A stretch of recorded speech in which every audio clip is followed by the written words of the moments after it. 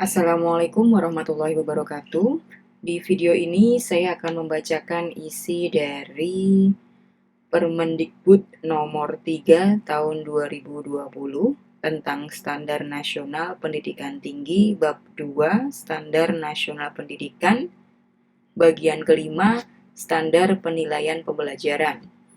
Pasal 21 Ayat 1. Standar penilaian pembelajaran merupakan kriteria minimal tentang penilaian proses dan hasil belajar mahasiswa dalam rangka pemenuhan capaian pembelajaran lulusan. Ayat 2. Penilaian proses dan hasil belajar mahasiswa sebagaimana dimaksud pada ayat 1 mencakup A. Prinsip penilaian, B. Teknik dan instrumen penilaian, C. Mekanisme dan prosedur penilaian, D. Pelaksanaan penilaian, E. Pelaporan penilaian, dan F. Kelulusan mahasiswa. Pasal 22 ayat 1, prinsip penilaian sebagaimana dimaksud dalam pasal 21 ayat 2 huruf A mencakup prinsip edukatif, otentik, objektif, akuntabel, dan transparan yang dilakukan secara terintegrasi. Ayat 2, prinsip edukatif sebagaimana dimaksud pada ayat 1 merupakan penilaian yang memotivasi mahasiswa agar mampu A. Memperbaiki perencanaan dan cara belajar, dan B. Meraih capaian pembelajaran lulusan. Ayat 3, prinsip otentik sebagaimana dimaksud pada ayat 1 merupakan penilaian yang berorientasi pada proses belajar yang berkesinambungan dan hasil belajar yang mencerminkan kemampuan mahasiswa pada saat proses pembelajaran berlangsung. Ayat 4, prinsip objektif sebagaimana dimaksud pada ayat 1 merupakan penilaian yang didasarkan pada standar yang disepakati antara dosen dan mahasiswa, serta bebas dari pengaruh subjektivitas penilai dan yang dinilai. Ayat 5, prinsip akuntabel sebagaimana dimaksud pada ayat 1 merupakan penilaian yang dilaksanakan sesuai dengan prosedur dan kriteria yang jelas, disepakati pada awal kuliah dan dipahami oleh mahasiswa. Ayat 6, prinsip transparan sebagaimana dimaksud pada ayat 1 merupakan penilaian yang prosedur dan hasil penilaiannya dapat diakses oleh semua pemangku kepentingan. Pasal 23, ayat 1. Teknik penilaian sebagaimana dimaksud dalam pasal 21 ayat 2 huruf B terdiri atas observasi, partisipasi, unjuk kerja, tes tertulis, tes lisan, dan angket. Ayat 2, instrumen penilaian sebagaimana dimaksud dalam pasal 21 ayat 2 huruf B terdiri atas penilaian proses dalam bentuk rubrik dan atau penilaian hasil dalam bentuk portofolio atau karya desain. Ayat 3, penilaian sikap dapat menggunakan teknik penilaian observasi. Ayat 4, penilaian penguasaan pengetahuan, keterampilan umum, dan keterampilan khusus dilakukan dengan memilih satu atau kombinasi dari berbagai teknik dan instrumen penilaian sebagaimana dimaksud pada ayat 1 dan ayat 2. Ayat 5, hasil akhir penilaian merupakan integrasi antara berbagai teknik dan instrumen penilaian yang digunakan. Pasal 24, ayat 1. Mekanisme penilaian sebagaimana dimaksud dalam pasal 21 ayat 2 huruf C terdiri atas A. Menyusun, menyampaikan, menyepakati tahap teknik, instrumen, kriteria, indikator, dan bobot penilaian antara penilai dan yang dinilai sesuai dengan rencana pembelajaran. B. Melaksanakan proses penilaian sesuai dengan tahap, teknik, instrumen, kriteria, indikator, dan bobot penilaian yang memuat prinsip penilaian sebagaimana dimaksud dalam pasal 21. C. Memberikan umpan balik dan kesempatan untuk mempertanyakan hasil penilaian kepada mahasiswa. Dan D. Mendokumentasikan penilaian proses dan hasil belajar mahasiswa secara akuntabel dan transparan. Ayat 2, prosedur penilaian sebagaimana dimaksud dalam pasal 21 ayat 2 huruf C mencakup tahap perencanaan, kegiatan pemberian tugas atau soal, observasi kinerja, pengembalian hasil observasi, dan pemberian nilai akhir. Ayat 3, prosedur penilaian pada tahap perencanaan sebagaimana dimaksud pada ayat 2 dapat dilakukan melalui penilaian bertahap dan atau penilaian ulang. Pasal 25 ayat 1. Pelaksanaan penilaian sebagaimana dimaksud dalam pasal 21 ayat 2 huruf D dilakukan sesuai dengan rencana pembelajaran.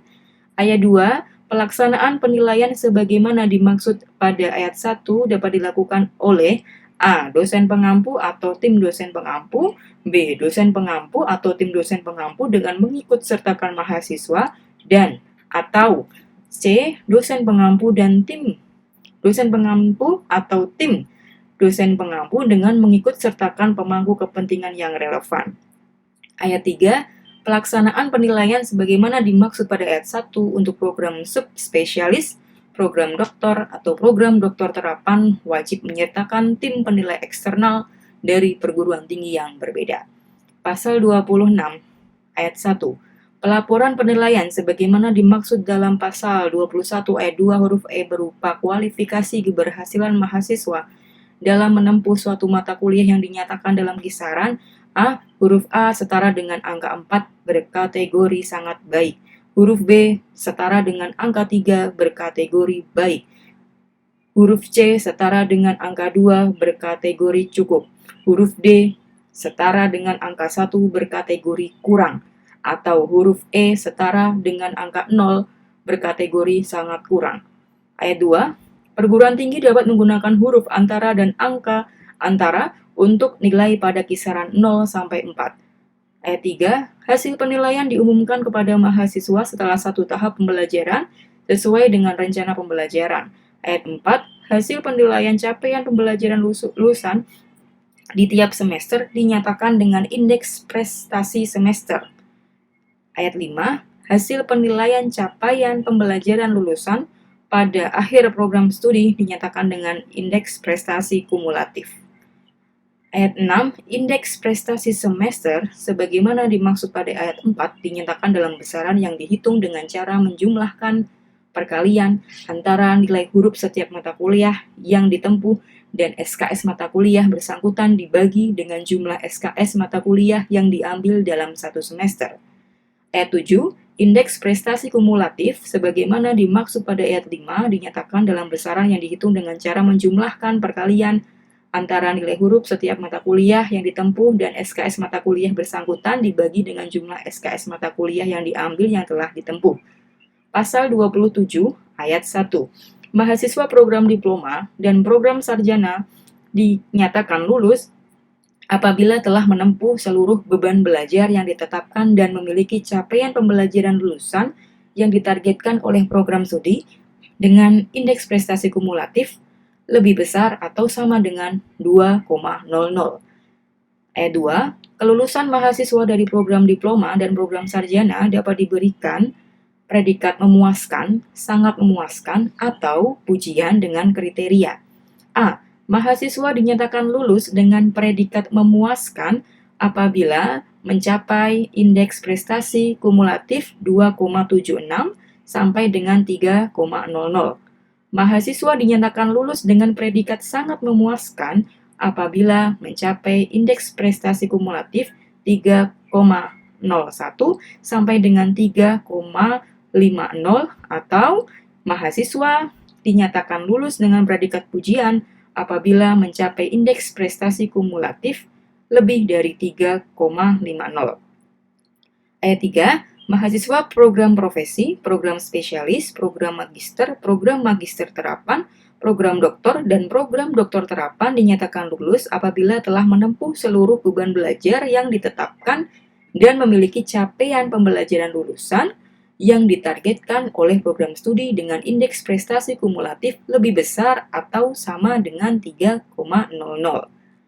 Ayat 4, kelulusan mahasiswa dari program profesi, program spesialis, program magister terapan, program doktor terapan dapat diberikan predikat memuaskan, sangat memuaskan, dan pujian dengan kriteria A. Mahasiswa dinyatakan lulus dengan predikat memuaskan apabila mencapai indeks prestasi kumulatif 3,00 sampai 3,50. B. Mahasiswa dinyatakan lulus dengan predikat sangat memuaskan apabila mencapai indeks prestasi kumulatif 3,51 sampai dengan 3,75. Atau C. Mahasiswa dinyatakan lulus dengan prestasi pujian apabila mencapai indeks prestasi kumulatif lebih dari 3,75. Ayat 5. Mahasiswa yang dinyatakan lulus berhak memperoleh A. Ijazah bagi lulusan program diploma, program sarjana, program magister terapan, program doktor, dan program doktor terapan. B. Sertifikat profesi bagi lulusan program profesi. C. Sertifikat kompetensi bagi lulusan program pendidikan sesuai dengan keahlian dalam cabang ilmunya dan atau memiliki prestasi di luar program studinya. D. Gelar, dan E. Surat keterangan pendamping ijazah kecuali ditentukan lain oleh peraturan perundang-undangan. Ayat 6. Sertifikat profesi sebagaimana dimaksud pada ayat 5 huruf B diterbitkan oleh perguruan tinggi bersama dengan kementerian lain, lembaga pemerintah non-kementerian, dan atau organisasi profesi. Ayat 7. Sertifikat kompetensi sebagaimana dimaksud pada ayat 5 huruf C diterbitkan oleh perguruan tinggi bekerja sama dengan organisasi profesi, lembaga pelatihan, atau lembaga sertifikasi yang terakreditasi. Sekian, terima kasih. Wassalamualaikum warahmatullahi wabarakatuh.